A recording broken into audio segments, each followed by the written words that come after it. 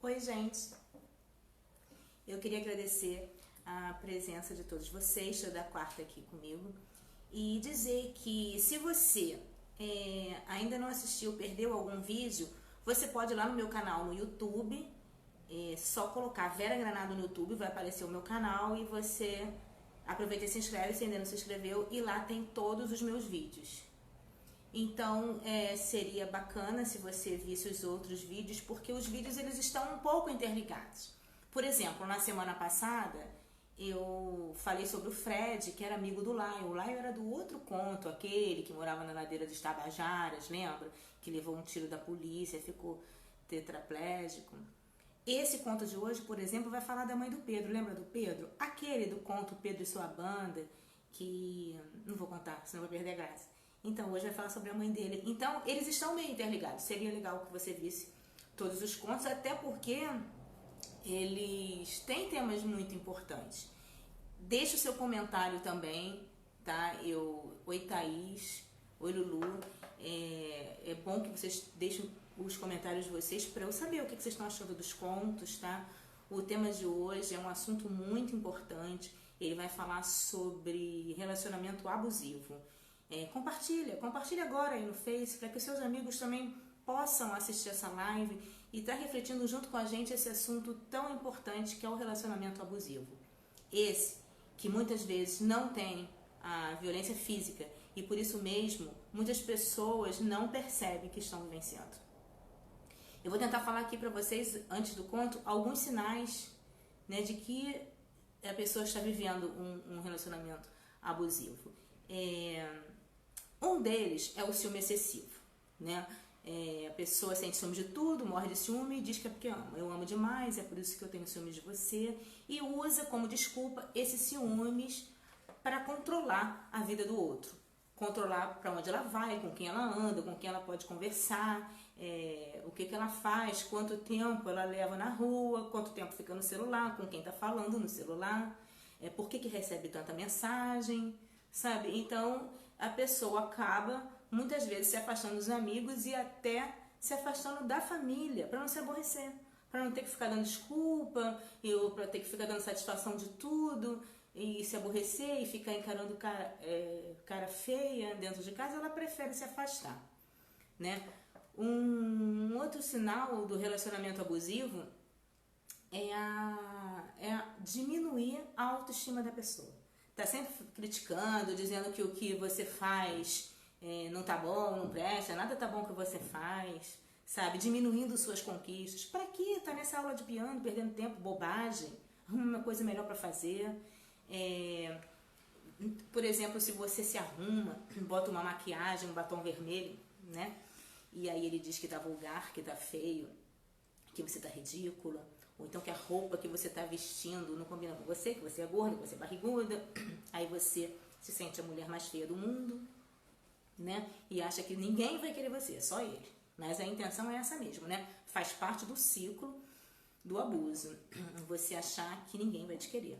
Você se sente inferior, você se sente feia e viver só naquele mundinho. Aí você não sai, você não se arruma e acaba fazendo o que ele quer. Também tem a questão da chantagem, né? Ele chantageia e diz que vai embora. Tudo ele vai embora. Oi, Carla, que bom que você tá aí. Tudo ele diz que vai embora, sabe? E aí você, para não perder a pessoa, você acaba ficando e fazendo as coisas que você não gosta, abrindo mão das coisas que você gosta, porque tudo ele diz que vai embora. É uma ameaça constante. Também tem a questão de fazer você se sentir culpada pelos erros dele. Por exemplo, eu vou pra rua, chego tarde porque você tá muito chata. Eu arranjo outra na rua porque você tá sempre cansada. Porque você não me satisfaz. Claro, você trabalha o dia inteiro, você chega em casa, você tem que lavar a roupa, você tem que cozinhar, você tem que cuidar dos filhos porque ele fica sentado no sofá. Óbvio que você tá cansada e você vai dormir, você não quer namorar. Aí por causa disso, ele vai arrumar outra na rua? Não, ele vai arrumar outra na rua porque ele já ia arrumar outra na rua mesmo. Não é porque você está cansada. Porque o cara que te ama, ele vai respeitar que você está cansada. Inclusive, ele vai até te ajudar não, dividir as coisas com você dentro de casa para que não fique pesado para ninguém. E vocês poderem ter uma vida mais leve, né? E mais tranquila. Oi, Mari, um beijo. E o relacionamento abusivo, ele também aparece na própria relação sexual. Por exemplo, quando o cara te obriga a fazer as vontades dele ou realizar as fantasias dele, mesmo que você não queira. Às vezes ele não te obriga. Mas você mesma não diz não. Você faz porque você não quer decepcionar o cara, entendeu? Você acha que se você não fizer, ele vai arranjar outra que faça. Que arranje então, entendeu? Você não tem que fazer o que você não gosta, o que faz mal pra você, pra satisfazer outra pessoa. Acontece que a gente aprende que tem que satisfazer o homem em tudo, né? Abrindo mão dos seus próprios desejos e sonhos para satisfazer o homem. Mas isso tem que acabar. Não é assim. Você merece ser feliz, você merece ter prazer, você merece ser respeitada. Ainda no sexo, você também tem sinais de relacionamento abusivo quando, por exemplo, você não usa camisinha porque ele não gosta. Aí você se arrisca a pegar uma doença, né? Oi, Gê, um beijo. Você se arrisca a pegar uma doença e porque ele não gosta de usar camisinha. Ou então você começa a tomar um anticoncepcional, que é uma coisa que tem efeito colateral pra caramba, que te faz um mal danado, porque ele não gosta de usar camisinha, né? Então isso também é um sinal de relacionamento abusivo. Existe até quem não respeite o resguardo depois do parto, porque o homem não quer esperar, porque se não fizer, ele vai arranjar outra que faça. É aquilo, vai, então, sabe? Você merece uma pessoa que te respeite, sabe? Que não te obrigue a fazer uma coisa que você não pode, que você não quer. Tem que ser bom pros dois, né? O relacionamento tem que ser prazeroso pros dois. Se não for assim, não vale a pena, né? Tem um montão de gente aí querendo ser feliz, sabe? Um novo amor a gente pode encontrar que satisfaça você, que te dê prazer, que te valorize as suas conquistas, sabe? Que te agrade, que faça você feliz, sabe? Que faça você se sentir uma mulher amada e desejada. E isso é uma coisa que pode acontecer a qualquer momento. Ou não, que também não é o mais importante, a gente vai ver daqui a pouco. Enfim, as respostas são sempre as mesmas. Eu amo ele demais, eu não sei viver sem ele. Ah, sabe? Aprende. Você, do mesmo jeito que... Essa pausa. Do mesmo jeito que você aprendeu a amar, você também aprende a desamar, entendeu? Você aprende a amar a si mesma antes de tudo. Então, vamos começar a pensar nisso, sabe? Olhar pra dentro de si mesmo, descobrir o que você gosta, as suas habilidades e buscar seus sonhos, ser feliz. Daqui a pouco pinta alguém que te ame de verdade. E também, se não pintar, a gente tem os amigos. Olha, amizade é a coisa mais legal que existe, que não te cobra nada. Ser livre, ter liberdade, poder sair, sem ter que ficar dando satisfação de cada passo seu, sabe? Vendo aquela relação sufocante. Isso não tem preço, né? Então, fica a dica pra gente pensar sobre isso hoje. Vamos ao conto? O conto se chama Correntes. Oi, Regina, queria falar pra você que... Lembra que você disse pra mim que o Pedro tinha que perdoar a mãe? Então, hoje a gente vai ver a história da mãe dele. Vamos lá, vamos ver se as pessoas vão achar realmente que o Pedro tinha que perdoar a mãe. Gláucia, a mãe do Pedro. Gláucia tinha 14 anos. Perdeu os pais muito cedo num acidente de carro. Morava desde os 2 anos com a tia, a quem ela chamava de mãe. Os avós paternos eram do Ceará. Ela nunca os conheceu. O avô materno viveu a maior parte da vida num hospital psiquiátrico, mais exatamente desde que sua esposa partiu. Gláucia só tinha a tia mesmo. Ela era franzina e muito tímida. Parecia que tinha uns 2 anos a menos. Ela achava que nenhum garoto ia se interessar por ela. Até que um dia, numa festa, Jorge se aproximou. Tudo bem? Tudo. Posso ficar aqui conversando com você?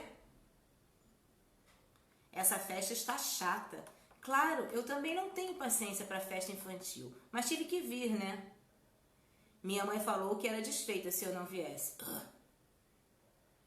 A conversa se esticou pela festa inteira. Jorge gostava das mesmas coisas que Gláucia, as mesmas bandas, os mesmos filmes. No finalzinho da festa, ele perguntou se ela queria namorar com ele.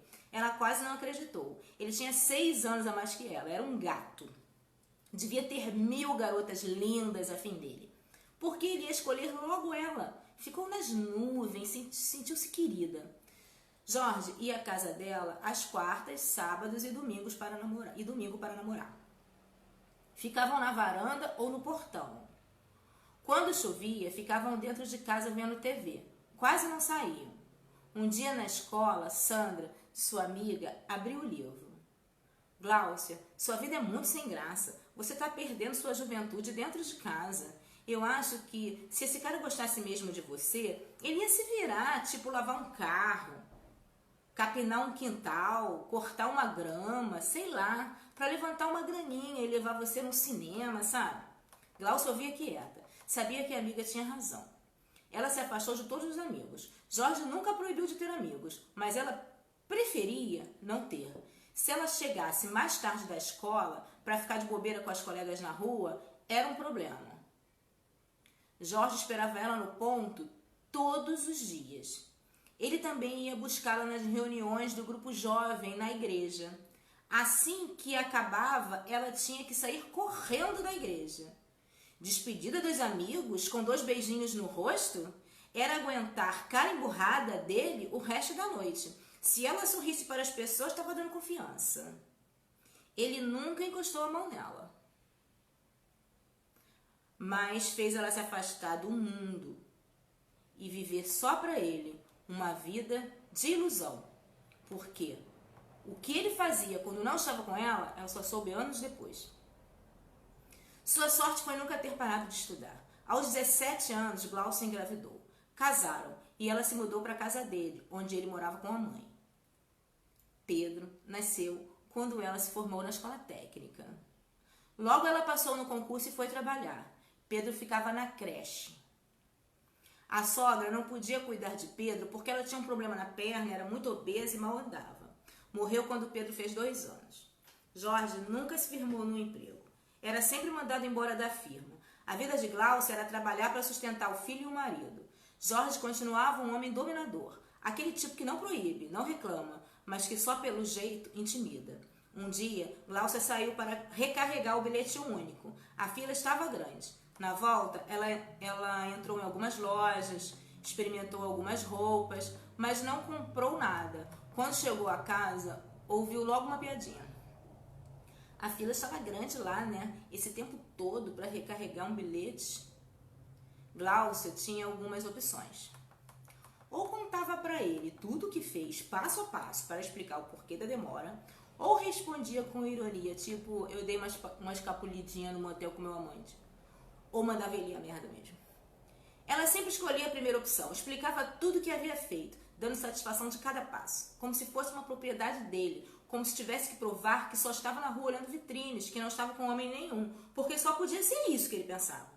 Até quando ela ia no mercadinho perto de casa, ele dizia que ela estava demorando. Gláucia comparava os preços nos 3 mercadinhos próximos, por isso demorava um pouco. Sair do trabalho para comer uma pizza com as amigas? Chegar 1 hora mais tarde? Impossível. Ir na comemoração de fim de ano com o pessoal de trabalho? Claro que não. Gláucia preferia sempre abrir mão das pequenas coisas que podiam tornar seus dias mais alegres. Preferia deixar de se sentir viva e livre só para não ter que se aborrecer em casa. Não vou nem contar para vocês a hora que Jorge chegava em casa, quando ele saía para resolver alguma coisa. Porque ele podia passar o dia inteiro fora sem dar satisfação de onde estava. E se Gláucia reclamasse, ele ficava 2 dias quase sem falar com ela. Gláucia nunca tinha se interessado por outro homem. Até que um dia, Jorge passou dos limites. Ele chegou em casa 00:30. Havia 1 semana que estava num emprego. O horário dele chegar em casa era 18 horas. Não deu nem um telefonema para avisar que ia demorar. Quando chegou, disse que foi comemoração de final de ano na empresa. Não preciso nem dizer, né, o que Gláucia sentiu. No dia seguinte, ao sair do trabalho, Gláucia foi comer uma pizza com as colegas. Na saída da pizzaria, deu um esbarrão num homem que passava na calçada. Desculpa, eu esbarrei sua pizza, esbarrei em você, derrubei sua pizza no chão. Não faz mal. Eu estava levando para o meu filho. Quando eu chegar em casa, eu peço outra pelo telefone. De jeito nenhum. Faço questão de pagar. Vou pedir uma pizza para você. Enquanto isso, a gente conversa um pouco. Pode ser? Ok. Mais de meia hora não vai fazer diferença. O que Glaucia não imaginava é que aquela meia hora ia lhe ser muito cara. Eles foram juntos até o ponto de ônibus. Ele era muito gentil, atencioso, divertido. O ônibus dela chegou. Na despedida, o beijo no rosto escorregou para a boca.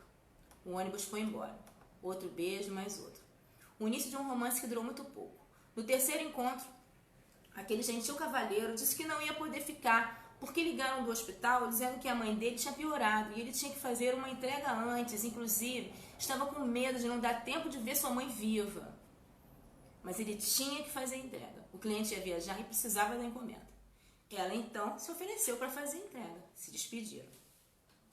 Ela partiu para o endereço que ele deu, tocou a campainha, entregou o pacote. A Polícia Federal chegou. Só aí que ela entendeu do que se tratava a encomenda. Foram 7 anos de prisão. 7 anos longe do seu filho Pedro. O remorso lhe corroía a alma. Logo ela, que nunca havia traído Jorge, nunca havia feito nada errado, nunca havia experimentado nenhuma droga. 2 encontros apenas. Nem foi muito bom. Era só pelo desejo de poder ser livre. Só para soltar as correntes, as que vivia presa, desde aquela festinha infantil, onde ela conheceu Jorge, quando só tinha 14 anos. Mas suas correntes agora eram de aço. Estava longe do filho, do trabalho e da vida, que ela quase não viveu. É isso, gente. Eu não posso deixar de falar com vocês que na história do Pedro, Pedro e sua banda, as pessoas ficaram, criticando muito a mãe dele, julgando, dizendo que ela não prestava, que era uma safada, que tinha traído o marido com um bandido e ficou presa e nem foi procurar o filho quando saiu da cadeia. As pessoas só criticaram a mãe do Pedro. A maioria. Hoje você está vendo a história da mãe do Pedro, Você está vendo que ela era uma vítima, desde a adolescência vivia um relacionamento abusivo. Então hoje você está vendo a mãe do Pedro com outro olhar. Eu queria convidar você a ter um outro olhar em relação às pessoas. Parar de julgar. Sabe aquela frase, todo morador de rua é drogado? O cara é jovem, é forte, está na rua porque não quer trabalhar, é vagabundo? Sabe, a mulher de bandido apanha porque gosta? Essas frases feitas, cheias de preconceito, cheias de prepotência. Eu convido você a se colocar no lugar do outro, a procurar saber o contexto das coisas. Por que a pessoa se torna assim? Por que ela tem essa atitude? Sabe? Por que ela se tornou essa pessoa? Por quê? No mínimo, não julgue, não critique sem saber, sem conhecer.